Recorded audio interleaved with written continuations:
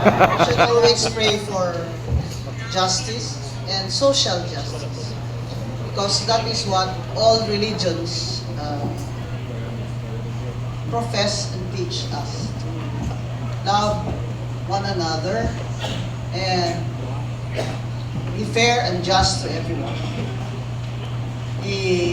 Both Muslims and Christians come from the Abrahamic religions. So we are really sisters and brothers. And aside from that, I have to tell you now, and I have to declare that I am an indigenous person to the 5th degree, because I am a 5th generation Bukidnon Magahat from Negros Occidental. I have been, what do you call this? Nabasbasa na po ako, at pangalan ko po sa Magahat Bukidnon ay Bae Suprema. Kaya, alam niyo po mga Magahat, kaya po sila considered na pinasahi or extraordinary na tribe sa mga Bukidnon. Alam niyo yun kung bakit, di ba? Alam namin, galit kami kay Subiri. Kasi namumugot kami ng ulo. Kaya we are called Magahat. It used to be a badge of honor among indigenous people in the mountains. The Magahat is a part of the Bukidnon tribes. It's a sub-tribe in Negros Occidental, and I think part of Mindanao also. So, binabati ko po ang Juan Bangsamoro Coalition para kay Inday VP Sara. At salamat Alan. At lalo na, salamat tayo na kahit wala po dito si VP Sara, ay happy birthday sa kanya. At nandito naman si Vice Governor Mark Riviste para mag-deliver na message niya. At of course, kaibigan ko si Danny, sabi ko kanina, ba't may mestizo dito na Muslim? Because you know, Danny has foreign blood. He is half Turkish, correct? Yes, he is half Turkish. Yes, but he is Filipino, natural born. And of course, the last but certainly not the least, your godfather, my godfather, our godfather, Governor Chavit Singson!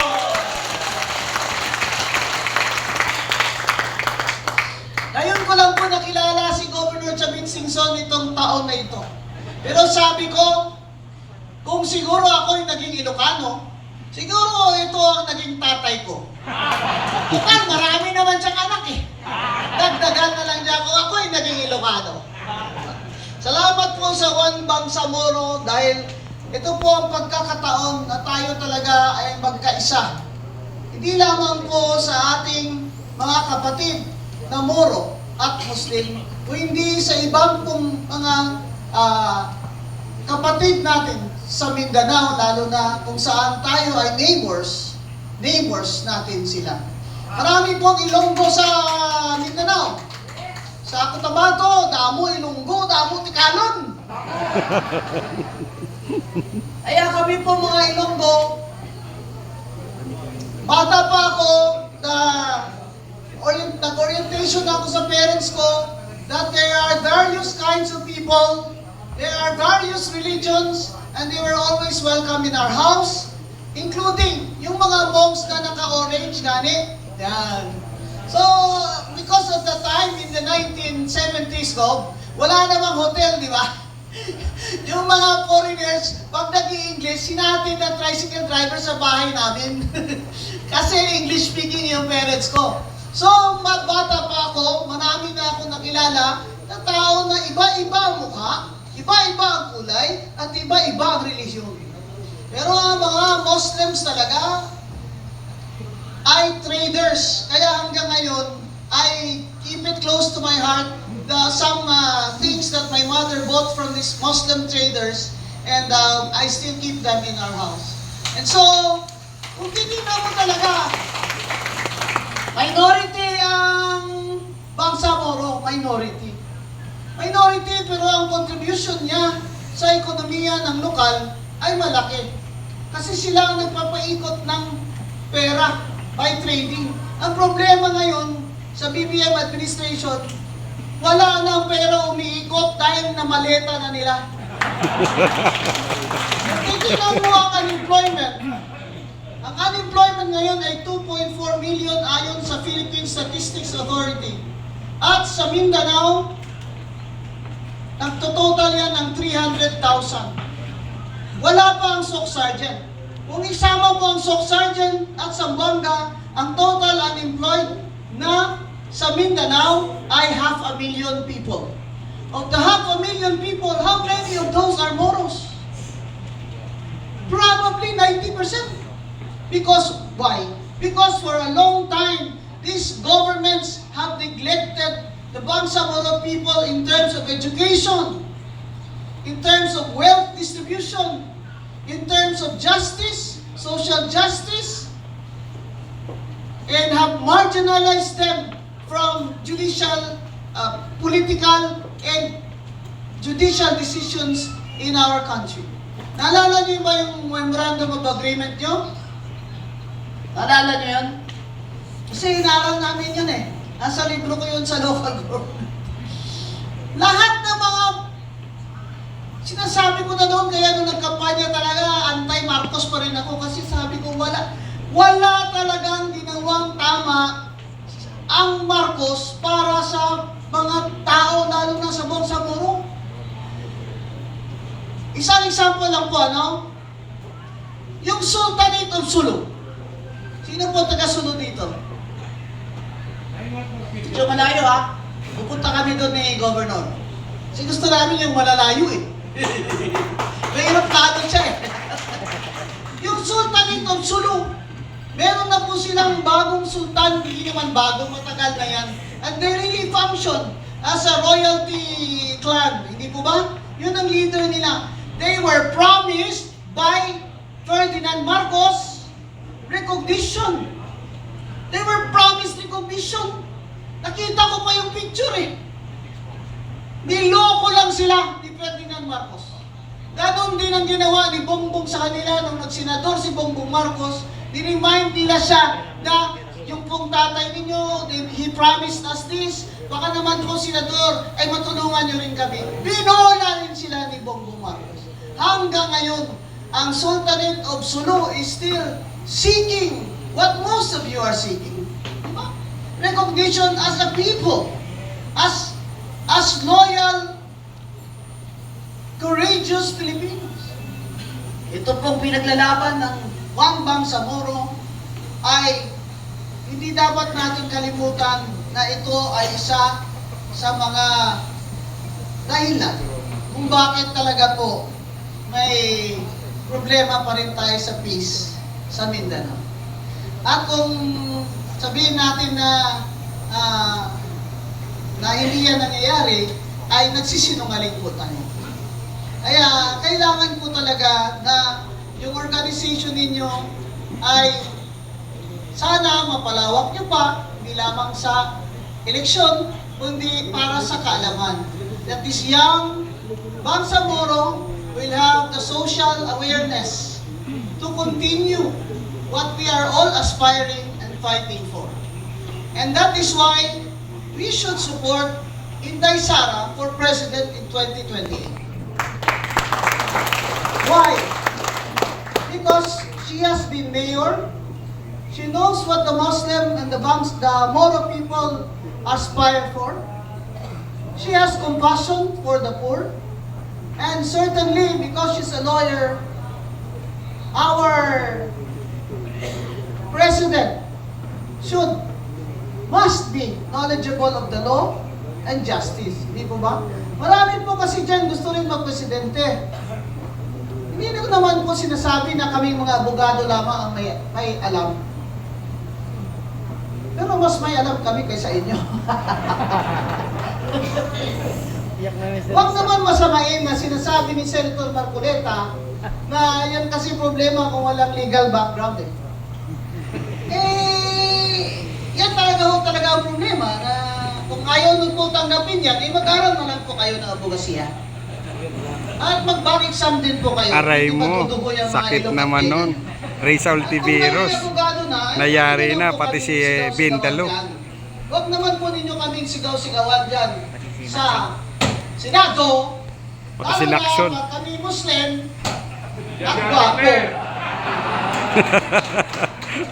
Wala kayong karapatan dyan magsigaw-sigaw sa amin dahil mas gwapo kami mga Muslim sa iyo. Declare, andyan. Doon ko naman nabilib ako kay Senator Robin Padilla. Na nagpimpi talaga siya. Alam mo, sabi ko, hindi ko binoto to, pero ngayon iboboto ko na to eh. Oo.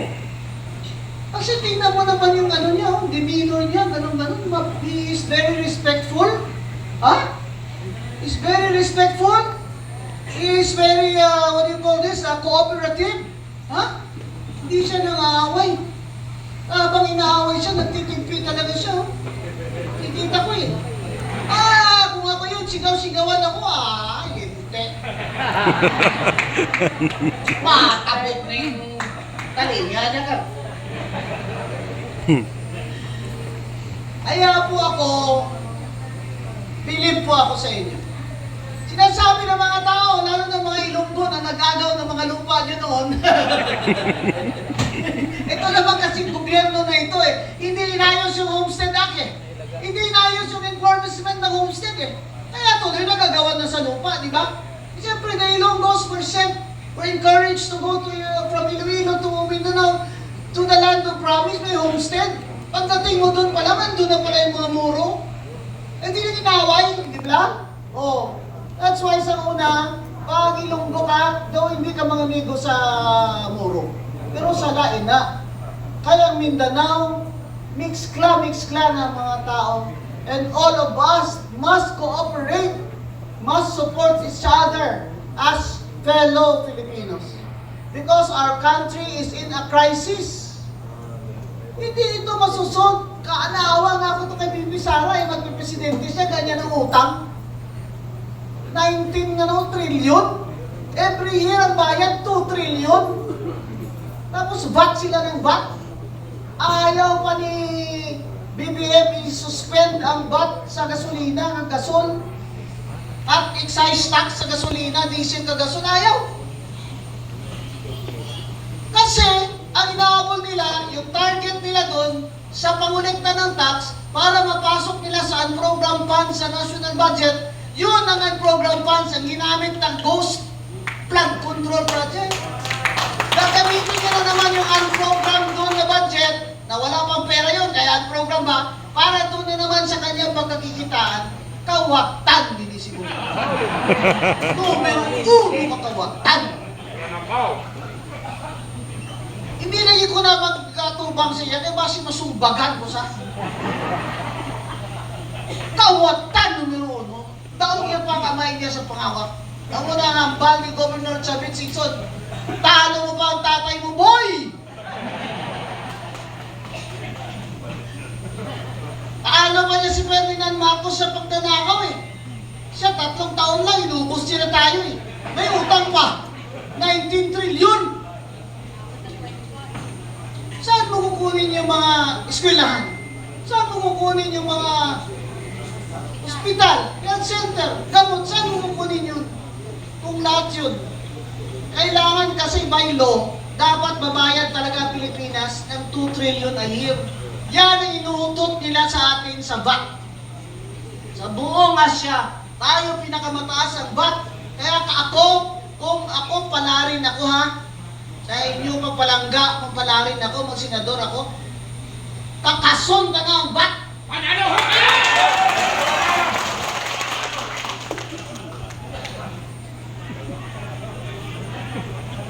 Kaya ang VAT is an inequitable, unfair tax. Why?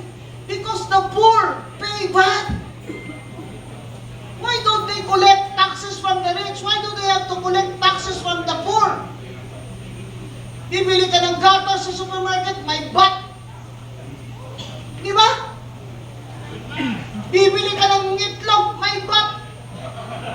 Mga parking boy, may bat pa eh. Lahat may VAT. Tapos ngayon gusto nila, Dani, yung small, medium business and enterprises, pati online, i-tax pa rin nila. Sino ba yung Secretary of Trade and Industry na yan na wala man yung dinaanan ng negosyo na panalo, ha? Dati. Nilalagay ni Bongbong ang mga cabinet secretary niya na ang alam lang ay para paligayahin siya. Oh! Talagang kakampi ni BBM ang microphone dito. Pag yan ang kabinete mo, na ang focus nila ay parang lumigaya, happy lagi yung presidente nila, ay walang mangyayari sa atin. Tingnan niyo ang karakter ni Vice President Sara. Does she look like a woman that will demand that you will make her happy? No! She will demand that all government officials will do their job competently and honestly. Does she look like a woman na ma-into-into mo kung sa ilong ko pa? Ha? Wala ka mo sa into-into? Ano into-into? Oto-oto, bola-bola. Does she look like a woman na ma-into-into nyo? No. That's why they were wondering bakit si Rowena Guanzon na-appoint ni President Cory at 27 na mayor, anti-Marcos activist since I was 12 years old, my entire brothers and sisters, snap election, appointed mayor by President Cory, appointed COA commissioner by Pinoy, appointed cabinet commissioner by Pinoy. Bakit ngayon nagsara Duterte? Bakit? Bakit kaya? Nakita nyo naman, di ba? Sino kaya ang dapat na iboto natin? Di ba ang tunay na oposisyon? Pwede ba yung magtunay na oposisyon sila na sila mismo nakikinabang sila kay BBM? Nagpapa-appoint sila ng mga kapatid nila na mataas ang sweldo? Kumukuha rin sila ng mga insertion sa budget nila? Sila ba ang oposisyon? Ang tunay na oposisyon, si Sara Duterte. That is why I declared na kung tatakbo akong senador, I am for Sara Duterte even if I run as an independent. Kailangan po ng bansa natin hindi lamang reforma, kung hindi talagang malalim na pagbabago. Isa na dyan ang tax system natin. Pangalawa lamang ang tax system na susuriin natin at reforma. Una sa lahat, ang anti-corruption. Pumasa tayo ng mga anti-racketeering na batas. Ilagay mo na kahit paano, lumusot siya dyan sa AMLA, lumusot siya dyan sa laundry, hindi siya lulusot sa racketeering law. Sa Amerika, mayroong RICO law, R-I-C-O, racketeering. Kaya hindi nakakalusot ang mga racketeer sa Amerika. Hahabulin kanila kahit sa ibang bansa mo nilagay ang pera. Kaya tayo po, ang hinihiling lang natin sa gobyerno natin ay wag nang nakawin yung pera natin dahil nagbabayad na tayo ng taxes, nagugutom na tayo. At ilagay naman po sa justisya, sa social justice at health, social services ang tamang share ng ating taxes. Dahil doon lamang makakashare ng tama ang mga pobre. Because ang focus na diri ang mga pobre. That is why alam ko itong One Bangsamoro, hindi lamang ito organisasyon na base sa relihiyon o sa inyong blood line, pagkamoro. Ito rin po ay organisasyon para isulong ang anti-poverty na kailangan ng ating mga kapatid na makaraos na po sila sa kahirapan. Inshallah, harinawa, si VP Sara na po ang makaka-lead sa atin sa 2028. At sana po pagpalain siya ng mahal na Diyos ngayong kaarawan niya at maging malusog siya, ang pamilya niya ay maiwas sa disgrasya at sana po ay i-bless siya ng mahal na Panginoon. Maraming salamat po. Maraming salamat po.